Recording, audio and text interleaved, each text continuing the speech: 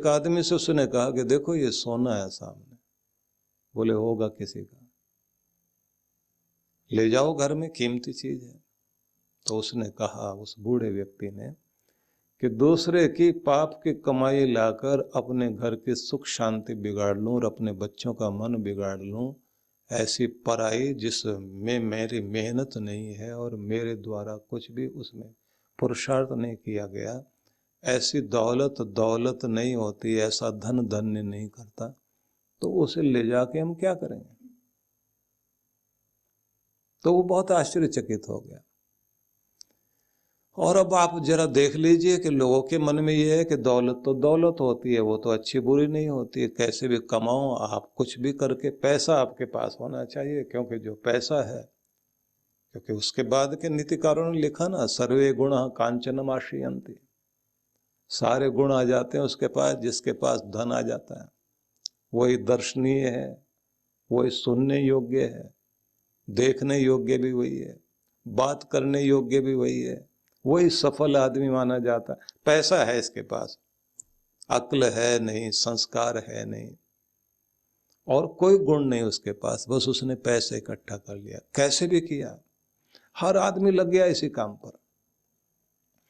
तो जिसके सामने सोना भी, धन भी, पत्थर भी, मिट्टी भी सब समान है, उसको कोई लेना देना नहीं है और अपने आप में तृप्त है, क्योंकि उसका काम चल रहा है, उससे अधिक में वो नहीं पड़ता। और कमाल की बात यह है कि ये मनुष्य ही ऐसा करता है, पशु पक्षियों में बड़ा कमाल है।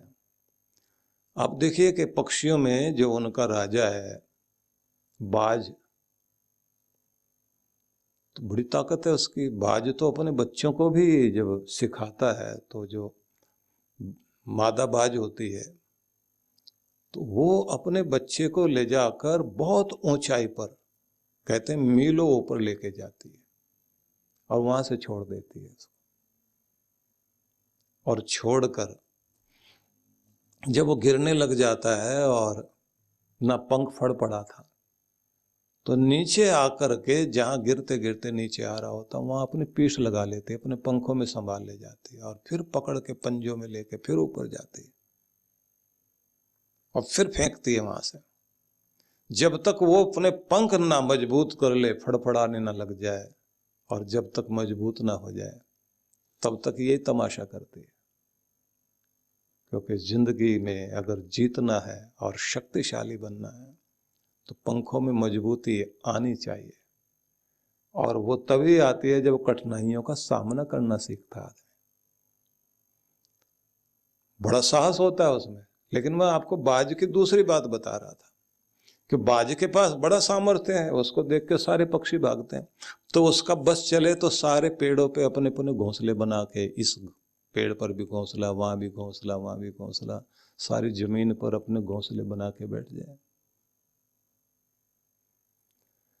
लेकिन कितना बड़ा बनाता है, एक जगह घोंसला बनाएगा कितना बड़ा, जितने में उसका काम चल जाए उतना बना करके, जितने में आनंद पूर्वक रह सके। ना छोटा है ना बड़ा है।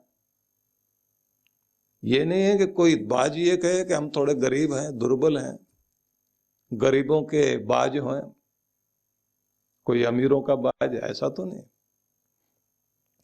जितना उसको आवश्यकता है, ना छोटा बनाएगा ना बड़ा बनाएगा, जितनी की उसको अच्छे से आराम से उसमें रह सकता है, उसके बच्चे उसमें पैदा हो सकते हैं, नरमादा वहां बैठ सकते हैं, जितना अच्छे से अच्छे जरूरत है, जितना बड़े से बड़ा होना चाहिए, मतलब जितने में उसका अच्छे से काम चल सके, ना बहुत छोटा ना बहुत बड़ा, उतना बनाएगा और उतना बनाकर उसका आनंद लेता है। और उसके बाद बच्चे बड़े हो जाएं तो घोंसला पड़ा रह जाता, उड़ के चले जाते हैं, अगली बार फिर बना लेंगे जब जरूरत पड़ेगी। पेड़ों पर रहते हैं। एक मनुष्य ही ऐसा है कि जिसका लालच कभी भी तृप्त नहीं होता। इसलिए जो कहते हैं ना, तृष्णा न जीर्णा वयमेव जीर्णा, तृष्णा कभी जीर्ण नहीं होती। इंसान बूढ़ा हो जाएगा, जीर्ण शीर्ण होकर मर जाएगा, लेकिन मरते मरते भी तृष्णा रहती है। तो जिसकी तृष्णा समाप्त हो गई और जितना उसे चाहिए उतना उसके पास है, और ज्ञान विज्ञान में जो तृप्त है, जिसने अपने आप को जीत लिया है, विजितेंद्रिय, जो विशेष रूप से, जितेंद्रिय शब्द का प्रयोग नहीं किया, विजितेंद्रिय शब्द का प्रयोग किया, विशेष रूप से जिसने अपने आप को जीत लिया है, ऐसा जो योगी है, इस संसार में जो भक्त है, साधक है, कहते हैं उस व्यक्ति को हर समय परमात्मा की अनुभूति होती रहती है। और वह कैसा होता है, तो एक शब्द बड़ा अद्भुत प्रयोग किया, ये शब्द बहुत ध्यान देने योग्य है, कूटस्थ। कूटस्थ शब्द को समझना बहुत जरूरी है। कूटस्थ शब्द को समझना हो तो आपको लोहार के उस स्थूणा को समझना चाहिए। वो जो एक लोहे का खंड रखा होता है, जिसके ऊपर वो अपने हथौड़े से कोई चीज बनाने के समय में लोहे को लेकर उस लोहे के खंड पर रखकर ऊपर से हथौड़ा मारता है, तो नीचे वाला जो स्थूणा होता है उसके ऊपर चोट पड़ती जाती है। अब चोट तो मारता है वो किसी चीज को बनाते समय, मान लीजिए कोई एक चाकू को वो बना रहा है या एक कड़छी को बना रहा है लोहार, तो एक लोहा लेकर के आएगा, नीचे जो बड़ा सा लोहा होता है उसके ऊपर रखकर हथौड़ी से पीटता रहता है। अब कितनी भी चोटें लगें, मुड़ेगा तोड़ेगा वो जिस चीज पर वो चोट मार रहा है, लेकिन असली चोट जाके लगती उस पर है जो नीचे रखा हुआ है, जो नीचे का लोहा खंड होता है, लोह खंड, सारी चोटें तो उस पर जाके लगती हैं। तो किसी ने पूछ लिया लोहार से कि ये तुम्हारे पास जो लोह खंड रखा है, ये जो स्थूणा रखा है, इसको जो है हिंदी भाषा में निहाई बोलते हैं, तो वो जो नीचे रखा हुआ है ये कितनी बार बदला तुमने? तो लोहार बताता है कि ये बाप दादाओं के जमाने से चला आ रहा है। अच्छा, जो हथौड़े हैं वो भी तुम्हारे पास पुराना होगा? बोले नहीं, हथौड़ा तो बदलना पड़ता है, क्योंकि चोट मारने वाला वो तो टूट जाता है, लेकिन जो चोटें सह रहा है नीचे वो वैसा का वैसा, और तब से लेके आज तक ऐसा ही ऐसा है। तो कहते हैं कि प्रत्येक व्यक्ति के ऊपर संसार के द्वंद्व और संसार की बातें चोट मारती हैं। जो इन चोटों को सह करके अपनी जगह उसी तरह से रहता है जैसे वो निहाई, जैसे वो स्थूणा अपनी जगह उसी तरह से स्थिर रहता है। संसार की वृत्तियों की चोट उस पर असर नहीं डाल पाती। इंद्रियों के विषयों की चोट आके लगती है तो भी अविचल जो है, अडिग जो है, बिना हिले जो रह रहा है। इंद्रियां तरह तरह के आकर्षण लेकर के आती हैं और विषयों की चोट मारकर हिलाती हैं, तो जो हिल गया तो वो गया, गिर गया, और जो नहीं हिला, जो अपनी जगह उसी तरह से स्थिर है कि ये चीजें आएंगी जाएंगी, मैं अपनी जगह उसी तरह से स्थिर रहूं। तो जो इस तरह से अपने आप को अडोल बनाए रखता है, अविचल बनाए रखता है, अपरिवर्तनशील बनाए रखता है, तो ऐसा जो व्यक्ति होता है कि चोट इंद्रियों के विषयों की लगने के बाद भी जिसका मन नहीं बिगड़ता, नहीं बदलता, तो ऐसा व्यक्ति विजितेंद्रिय शब्द का प्रयोग किया। वो है विशेष रूप से जिसने अपने को जीत लिया, और ऐसा ज्ञान और विज्ञान से, सांसारिक ज्ञान से और आध्यात्मिक ज्ञान से जो योगी तृप्त है, संतुष्ट होकर दुनिया में जी रहा है, उसको किसी भी चीज से, किसी भी आकर्षण से कोई फर्क नहीं पड़ता। जिसको कबीर कहते हैं ना, उनके सामने किसी ने ला करके एक सोने की अंगूठी और हीरे जड़े हुए बहुत आनंद पूर्वक आकर के एक राजा ने उनको दी, और उन्होंने देख करके कहा, लेकर आए हो तो बहुत प्यार से लाए हो, तो ये झोंपड़ी में टांग दो कहीं भी। तो टांग दिया है झोंपड़ी में, क्योंकि 2 बार मना किया, हमें इसकी जरूरत नहीं है, तो वो माना नहीं राजा। नहीं साहब, मैंने तो देना है, आपको लेना चाहिए। अच्छा, लेना चाहिए तो टांग दीजिए। अब रख दिया गया। अब रख दिया गया तो हवा से वो अंगूठी हिलती है और सूरज की किरण पड़ रही है उस पर। सूरज की किरण पड़ रही है तो उसमें जो हीरा है वो चमकता है। कबीर गा रहे बैठे हैं, माया मार ठगनी हम जाने। एक गीत गाया उन्होंने कि माया बहुत ठगनी है, हमने जान लिया। बहुतों को ठग लिया उसने, और कहां कहां कैसे ठगा, तो किसके घर में क्या बन के बैठी हुई है। तो वो पूरा गीत है एक। अगले दिन फिर वहां से निकले तो वो झोपड़ी से बाहर निकल रहे हैं। अभी फिर सूरज निकला है तो वो फिर हिल रही है और उसके अंदर से चमक आ रही है। तो क्या बोलते हैं कबीर, ठगनी क्या नैना झमकावे, तेरे हाथ कबीर ना आवे। क्यों हिल हिल करके हमको हिला रही है, तेरे हाथ कबीर नहीं आने वाला। अब शाम के समय में राजा आ गया, उसने कहा आप ठीक है ना? बोले हाँ ठीक है। वो अंगूठी नहीं दिखाई दे रही आपके हाथ में। बोले जहां रखी होगी ढूंढ लीजिए आप। क्योंकि राजा भी वो हाल पूछने आया था कि कबीर तो बहुत खुश हो गए होंगे, हमने उनको इतनी कीमती अंगूठी दी है, तो अपने आप को मालदार समझेंगे अभी। तो अब जैसे कहा कि अंगूठी हाथ में नहीं दिखाई दे रही, बोले जहां रखी है वहां होगी, देख लीजिए। अब देखा तो इतनी लाखों की कीमती अंगूठी टांगी भी, जहां टांगी हुई है वहीं पर लटकी भी वैसे। उन्होंने कहा महाराज आपने ली नहीं? बोले देख ली, बहुत अच्छी है। आपने प्रयोग नहीं की? बोले प्रयोग करने की आवश्यकता ही नहीं। आप जबरदस्ती कह रहे थे कि ये रख लीजिए, तो हमको लगा कि आप बार बार कह रहे थे मुझे बहुत खुशी होगी आप ले लेंगे, तो हम आपको खुशी दे रहे थे महाराज। आपको खुशी दे रहे थे इसलिए आपसे कहा टांग दीजिए।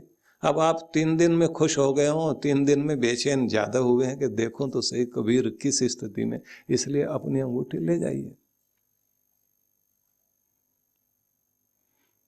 हालांकि कमाल अलग थे, उनको कोई दे वो तो फटाफट ले लेते थे और लेके चेहरा देखते रहते थे, क्योंकि वो समझाने की कोशिश करते थे कि आदमी उल्टा है। इसलिए कबीर और कमाल दोनों की वाणी बहुत अलग है, इसलिए उनको कहा गया कि वो कमाल है, वो कुछ विशेष है। तो बात इधर उधर न जाए, आपको फिर वहीं लेकर आता हूं कि किसी भी व्यक्ति को जो अंदर से तृप्त है, उसको कोई चीज सामने पड़ी भी हुई है तो वो अपना प्रभाव डालते भी रहे, लेकिन उस पर प्रभाव आता नहीं।